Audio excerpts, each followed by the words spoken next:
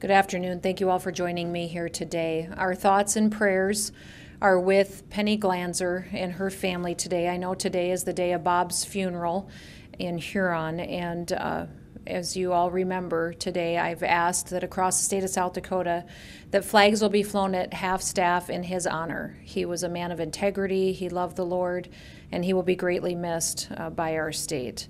I know also that warm weather is coming. And that a lot of people are getting antsy to get through this COVID-19 virus spread situation that we have across the state of South Dakota. I just want to remind everybody that we all want to get back to normal, but that we still have to continue our mitigation efforts for several more weeks. The plan in South Dakota is that we will peak in the middle of June. We are still on track with that according to our projections, and so I need everybody to continue to social distance and to make sure that they're being innovative in how they run their businesses, take care of their families' schedules, and do this in order to make sure that they're keeping their communities safe. We also have set up a medical review committee in the state of South Dakota. This medical review committee will be charged with looking at the President's reopening plan for America. This committee will be a part of making sure that we're looking at that and applying those recommendations that are coming from the White House to South Dakota and seeing what steps can be taken here in South Dakota.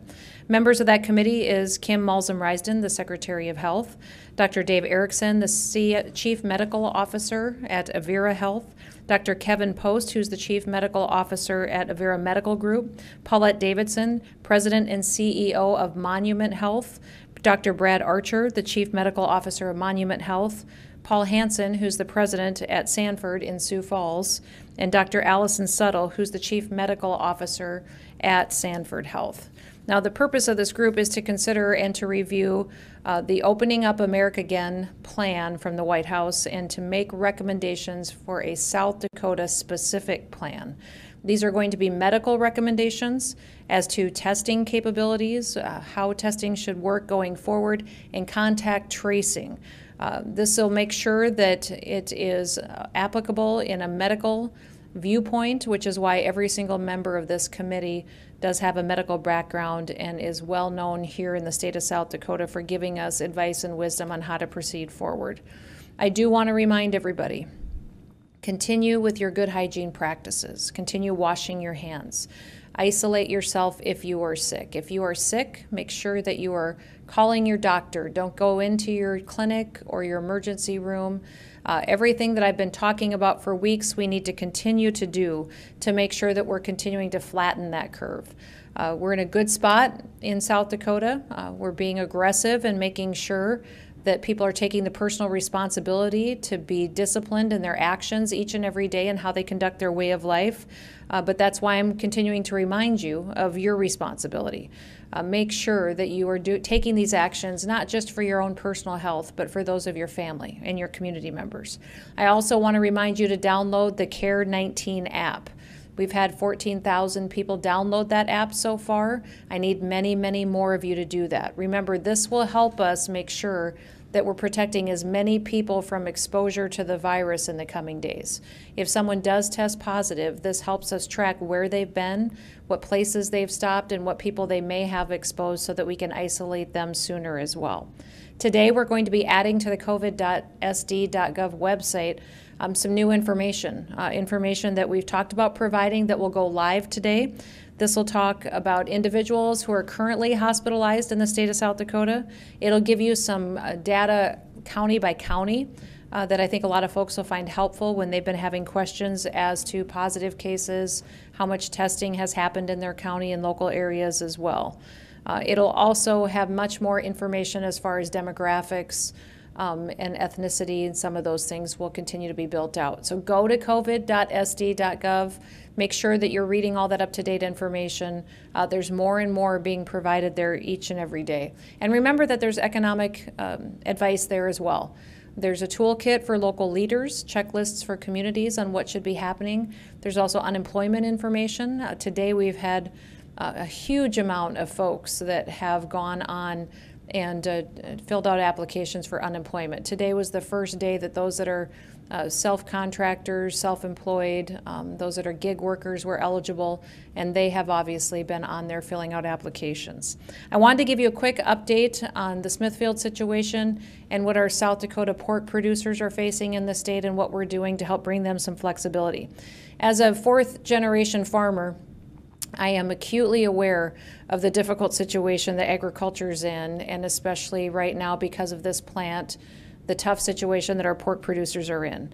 I recognize that this facility is essential for our pork producers, but also many other industries that benefit from that production going on in our state. It includes farmers, feed mills, animal health experts, the countless of other businesses that are helping to facilitate and support that industry, not just across South Dakota, but across the country. It's why I've been working around the clock with the Vice President and with the Secretary of Agriculture, Sonny Perdue, and numerous other federal officials along with Smithfield to bring that plant back into production as soon as it is safe to do so. Today, I'm signing an executive order that will provide a little bit more flexibility while this plant is down. Now, the South Dakota pork producers estimate that about 4,000 hogs per day get processed at this facility. That means 4,000 hogs a day are not being processed that come from farms across the state of South Dakota. So while that is happening, I'm going to be giving these producers a little bit more flexibility around their operations. And if you'd like more details on that executive order, it will be posted on covid.sd.gov today. You'll be able to read those details as well. And then speaking of Smithfield, a formal report from the CDC will be coming and be posted on that website as well. From their tour of the facility that happened last week. CDC participated in that tour with the FDA, and they are communicating with my Department of Health team and Smithfield, and we'll have that final report up real soon. Their initial recommendations include some improved social distancing measures. I know Smithfield had been proactive at putting some in. They gave us some advice on making sure that there was some expanded opportunities there.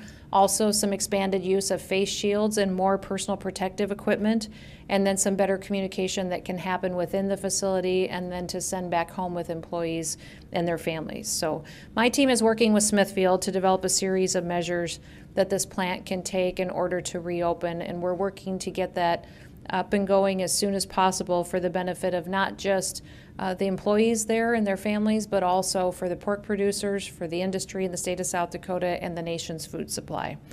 This work will continue to involve the CDC, the U.S. Food and Drug Administration, the Smithfield Corporation, the Department of Agriculture, the South Dakota Department of Health, and the City of Sioux Falls.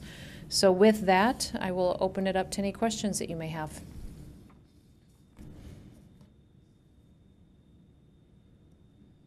Go ahead, Bob. Bob Mercer with One of the questions that I've been asked to ask is whether you're focusing at all on nursing homes and anything special that you're doing there.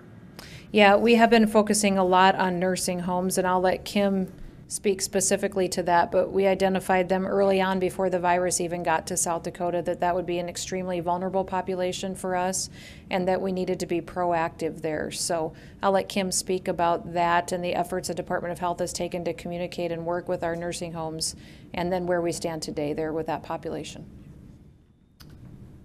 Thanks, Governor. So as the Governor indicated, the long-term care industry is a high priority for us. We know they obviously serve very vulnerable people, and so we've been working from the outset very closely with administrators, infection control personnel, folks that work on ordering to make sure that our nursing homes are well set up to handle the COVID crisis. Just within the last 2 days, we've been able to provide some federal funding to those facilities specifically to help them with their PPE needs, and so we're happy to be able to do that. We have regular calls, again, at the administrative level, infection control level, and we're able to provide technical assistance, when that's needed. We've also, we regularly interact with that group of providers from a regulatory standpoint, and so are able to kind of have those staff out and about. We did assessments, kind of readiness assessments of all facilities here several weeks ago so that we could help those facilities identify, what steps they needed to take to be well positioned for this. So lots of work going on there. They're great partners for us, and so far they're doing the things that they need to do. Sure. One of the points that's been brought up through a person who communicated with our newsroom was that at Good Samaritan in Sioux Falls, they weren't following guidelines, weren't following recommendations. Do you have anything further on that? Yeah, I can't speak to any information that we have that would say they were not following guidelines. We have been in contact with the folks at Good Sam daily, including over the weekend, just to see kind of how things are going there. They are in the process of doing very aggressive testing, which would be indicated in a situation where you have, the potential for cases, so that people can be isolated and quarantined if necessary to stop that spread, and make sure that we're minimizing any impact to the residents there or to families at home. So we know aggressive testing is happening, and whenever we aggressively test, it's not uncommon to see more cases come through. Certainly the use of PPE is going to be very, very important. Screening of employees is important. And all indications are that the Good Sam folks are doing what they should be doing, also kind of cohorting people so that folks aren't risking spreading the disease to folks that maybe don't have it at this point. President Trump, Patrick Callahan, South Dakota Broadcasters. President Trump this morning said he would have a phone call with the nation's governor, his second since Thursday, talking about testing and capacity. Assuming you were on the call, could you tell us a little bit about that? Well, I had a call for about 2 hours this morning with the vice president. I'm thinking we will probably have one a little bit later on this week with the president. And it did. It talked a lot about some information for what we have for testing capacity in the state of South Dakota, which we do have more capacity and machines that are across the state. What my communication has been with the administration is I can have the machines, but I need the supplies to run the machines. And so I've been actively advocating for the supplies specific to the equipment that we have here in South Dakota. So they did send us, Abbott ID machines, but we have no supplies to actually run tests through them. So that is, especially in light of the situation we have with hotspots, in order to adequately address those and aggressively go after situations like that, I have to have the supplies available. And so we're continuously working with the administration to secure the supplies that we need to use the capacity that we have in place, but also working with the outside sources and private suppliers. We're working with them. We've specifically reached out to Abbott themselves, asking them for supplies, also alternative suppliers, anybody who might have a connection to other resources. We've been working all angles to get it, but we are testing. We are doing well.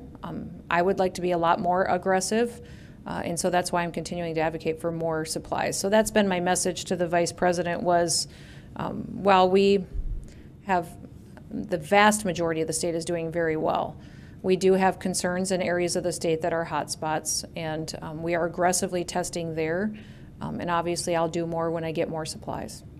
And a follow-up to that, assuming you do get the essential supplies, does South Dakota have enough machines then to proceed, or do you need more machines?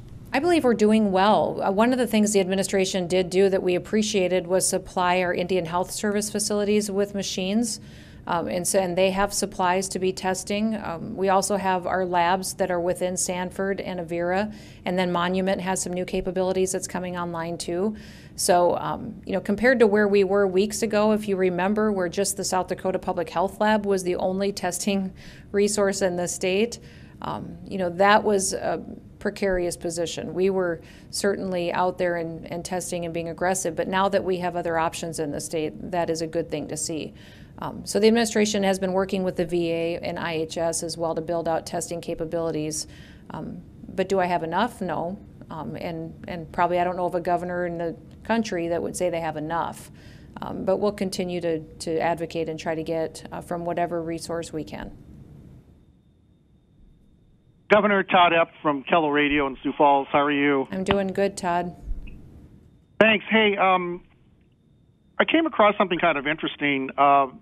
Part Park Jefferson International Speedway down in the southeast corner by Sioux City is planning to hold car races on Saturday, and they've sold 700 tickets, and they say they've limited the number of entries of various classes of cars that compete. And they told people to, if they're in the, one of the demographics that might be at risk for this, to stay home. Do you have any thoughts on whether that's a good idea or not? I have not heard of that situation. Why don't you let me communicate with some of those folks and see what their plans are. I had not heard about that. Okay, fair enough. Thank you. Yeah, thanks, Todd. Governor Lee Strubinger, SDPB. Yep, go ahead, Lee. I was wondering if you could talk a little bit more maybe about the forthcoming executive order and maybe your thoughts on the state of pork production and hog farming with JBS in Worthington also looking at closing its doors later this week. Well, the ability of our pork producers to market their livestock right now is extremely challenged. With these plants shutting down across the country and certainly in our region, their options are very limited. So that's why we brought forward the executive order today that'll give them some flexibility on what they can do on their operations. It still requires them to maintain soil and nutrient management on their operations, but will allow them some flexibility on headcount for a few weeks until we get the opportunity to get plants back open and online. So, these folks have been absolutely devastated by the situation we see where they were planned to, where they had contracts, and where they were going to be hauling their hogs the next several weeks has completely been dried up and eliminated. So I have tasked the Lieutenant Governor, Larry Roden, and Rick Valerie from my Economic Development Department to work with our Department of Agriculture to help see what we could do to help these hog producers potentially find other markets, be creative in what we do, but this executive order is one of the tools that we'll utilize to give them some flexibility during this time. And I believe... This is Stephen Groves from Davie. Sure, go ahead, Stephen. Sorry, I didn't mean to cut you off. No, I was just going to remind Lee that executive order will be on the covid.sd.gov website. So specific language will be there, and if you have some further follow-up questions, we'll sure be available for that. Okay, go ahead, Stephen. I was wondering if you have a timeline for reopening Smithfield and what you see as important to being put in place to ensure that another outbreak doesn't happen at that plant or another meat processing plant in the state. Well, we are the ones who asked CDC to send a team to come and go through the plant. I know Smithfield had been pretty proactive with putting in some mitigation measures, but we wanted to make sure that there was due diligence being done. And we were waiting on that final report to get completed, which we will have here quite shortly and be able to put online for everybody to review. Our Department of Health is looking at the details of that. Smithfield will be looking at that. Some of the initial things that they recommended was more personal protective equipment, so we'll need to secure that. Also putting in a little bit more social distancing measures in place in the plant, specifically to areas of the line and maybe some areas where they eat lunch. And then we also have some communication tools that need to be put in, which I think shouldn't be too difficult. So there's nothing in this report that I would say will be difficult to accomplish, and I believe that when that gets done and those measures are put into place, that we can start looking at dates to reopen.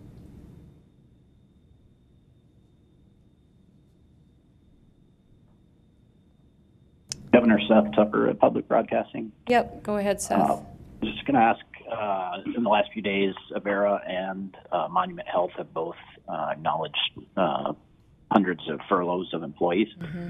Just wondering if you're worried about that as far as hospital readiness and if there's any kind of relief out there already or that could be coming from Congress or anywhere that would help some of these, the health systems retain some of these employees at full staff. I am concerned about it, and I think it's largely can be attributed to the fact that there's no elective procedures going on right now to preserve the personal protective equipment that we need to fight the virus. And that's really what these health systems are feeling. I do know these folks will be right back as soon as we need them, and there's patients that are in their facilities, so I appreciate that. I do think it is doing economic harm to these families, though. And so we've been talking to the systems for weeks about this and the ramifications of consequences of decisions that would be made, and working with them to make sure that their folks will be stable and financially make it through these next couple of weeks until their services are back online. But there is some dollars in the stimulus packages that came through Congress. The hospitals will be receiving money directly from the federal government that doesn't come through the state, and I know some of them are utilizing some of those resources to help these employees. But that really will be specific to guidance, and frankly, Seth, we just haven't gotten a lot of guidance on how to spend those federal dollars yet. We've been asking the administration for that, to give us, what the regulations will be around those dollars, and I'm guessing our hospital systems are in the same boat, that they don't necessarily have the right guidance that they need to know what's appropriate spending for those dollars and what isn't.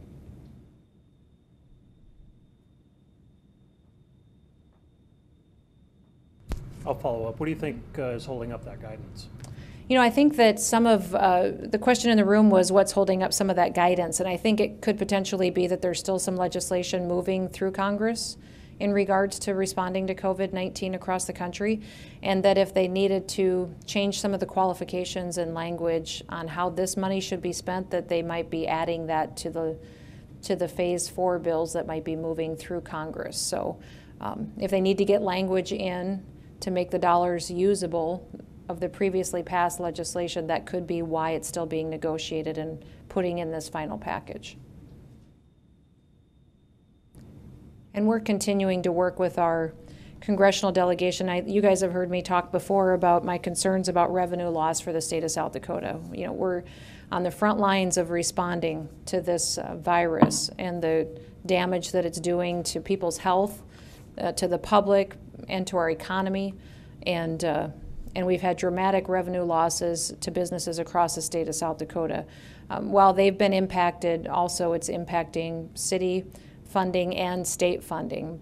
We dramatically have lost state revenues because of this, and we were hoping for some flexibility in some of these dollars to help keep our agencies and departments funded that really are responding in this time of crisis. So that's one of the areas I've been talking to our congressional delegation about, that I'm hopeful they'll get language in this last tranche of bills that's moving through Congress so that we can appropriately respond and keep state government functioning in the future.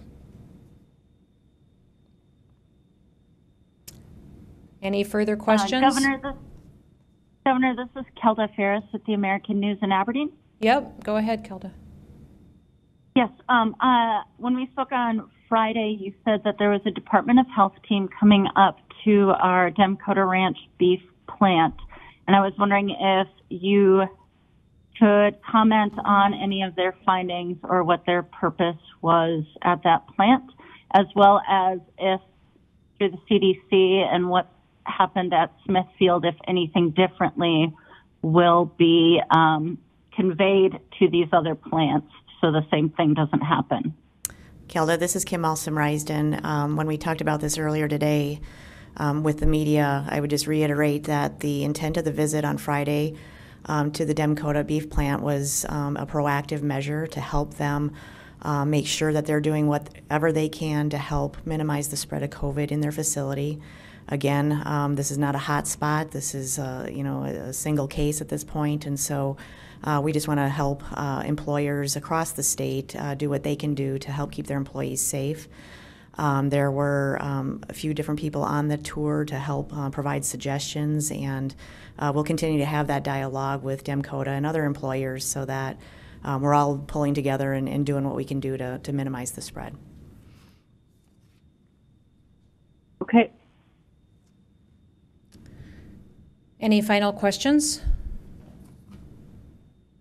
Okay. Thank you. Talk to you tomorrow.